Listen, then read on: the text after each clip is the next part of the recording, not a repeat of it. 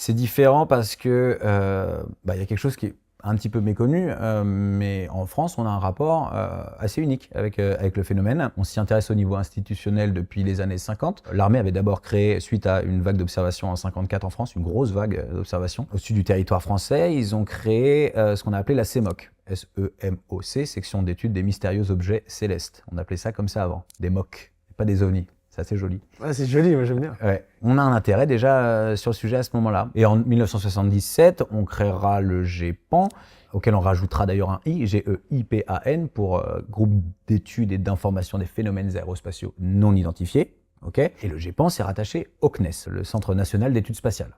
Voilà. Donc c'est un organe très officiel, institutionnel, rattaché à une agence prestigieuse. C'est une exception française, hein. En tout cas, vraiment à l'époque, ça l'était. Derrière, il y a vraiment eu une volonté de transparence par rapport aux enquêtes qui étaient faites au sein du GEPAN. C'est-à-dire qu'on a un site internet qui est sorti en 2007, qui regroupait l'intégralité des observations qui avaient été faites. Chacune des observations est classée selon son niveau d'étrangeté ou d'explication. Est-ce qu'on a réussi à bien identifier ou pas? Donc ça va de A à D. A, c'est très bien expliqué, très bien identifié, on sait ce que c'est.